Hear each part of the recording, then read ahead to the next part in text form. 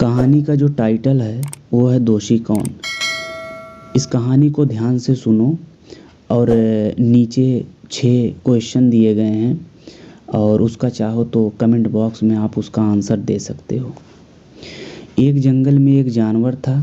अब वो जानवर शेर, बाघ, चीता, लोमड़ी, कोई भी जानवर आप मान सकते। वह वहाँ का राजा था। राजा अपने तरीके से जंगल में रहने वाले जानवरों पर राज करता था।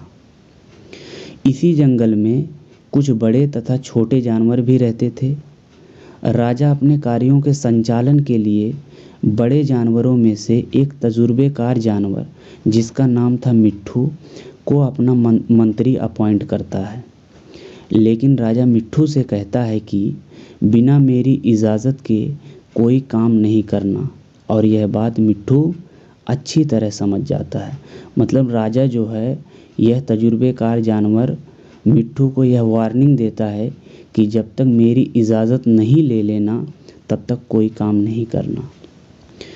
मिट्ठू के अलावा राजा ने सोचा कि जंगल में और अच्छा अनुशासन लाने के लिए क्यों ना छोटे बड़े जानवरों में से 10 और अन्य मंत्रियों को अपॉइंट कर दिया जाए।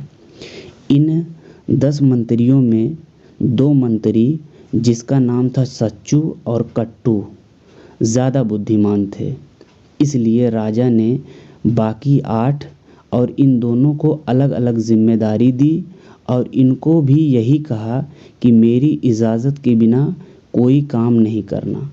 जिस तरीके से तजुर्बेकार जानवर मिट्ठू को राजा ने वार्निंग दिया था, उसी तरह इन 2 बुद्धिमान सच्चू और कट्टू को भी राजा ने यह वार्निंग दिया कि बिना मेरी इजाज़त के कोई काम नहीं करना।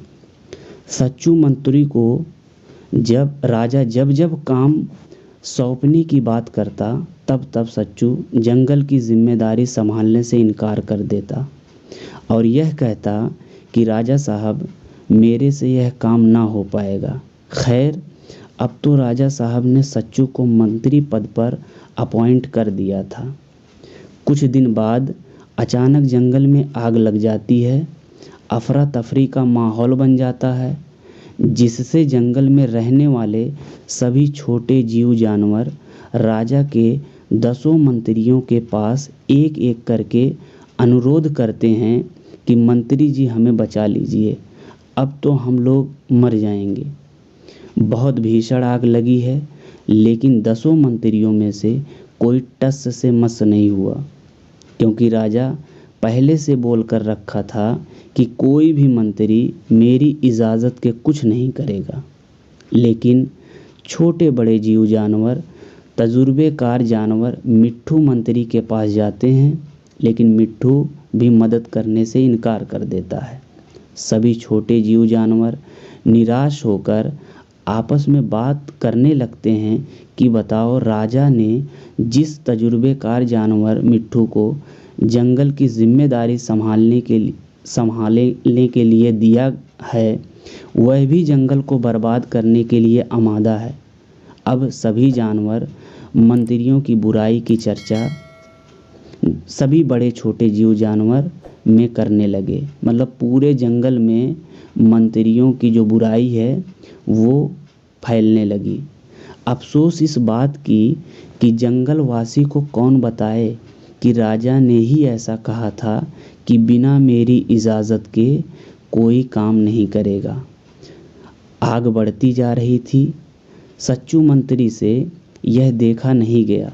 सच्चू मंत्री बिना किसी को बताए किसी तरीके से पानी का इंतज़ाम करके आग पर काबू पा लेता है, लेकिन राजा को यह बात जाहिर नहीं होने देता कि आग को उसी ने ही बुझाया है।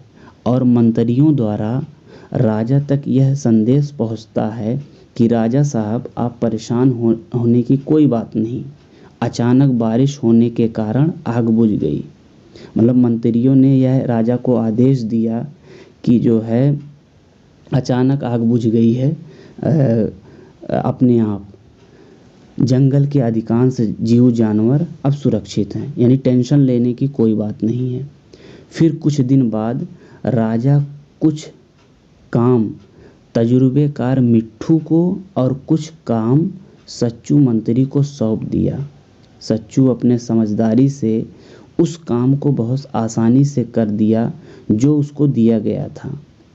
इस प्रकार राजा खुश होकर बाकी बचे हुए मंत्रियों को दिए गए कामों का हिसाब किताब का जिम्मा सच्चू मंत्री को दे दिया। वो भी यह बोलकर राजा के अनुसार ही करना पड़ेगा, मतलब विदाउट राजा के परमिशन से जो है तुम कोई भी काम नहीं करोगे। महीना बीत जाने के बाद सच्चू जब सभी मंत्रियों के काम का लेखा जोखा मांगा तो 10 मंत्रियों में से सिर्फ तजुर्बेकार कट्ठू देने में असफल रहा। इस प्रकार काम को लेकर दोनों में कहासुनी होने लगी। काफ़ी दोनों में लड़ाई झगड़े होने लगे, कहासुनी होने लगी, जबकि राजा वहाँ पे मौजूद था, सब देख रहा था। और अंत में राजा जंगल में सभी मंत्रियों को बुलाता है और कहता है कि आज जो हुआ ऐसा नहीं होना चाहिए, अन्यथा अपनी स्वेच्छा से जंगल को छोड़कर आप लोग चले जाओ। ये कहानी थी। अब कहानी में कुछ प्रश्न दिए गए हैं, जो है पहला प्रश्न ये है कि आप बताएं कि दोषी कौन, कट्ठू, मिट्ठू, सच्चू या राजा साहब। दूसरा सवाल है राजा अपने मंत्रियों को क्या संदेश देना चाहता था, मतलब राजा अपने मंत्रियों को क्या संदेश देना चाहता था। तीसरा जो सवाल है वो ये है कि राजा अपने सभी मंत्रियों की सभा कहाँ और क्यों बुलाई। जो चौथा क्वेश्चन है वो है कहासुनी किन मंत्रियों से हुई और इनके प्रमुख कारण क्या थे। पांचवा जो सवाल है वो है लेखक इस कहानी के ज़रिए सभी जीवों को क्या संदेश देना चाहता है।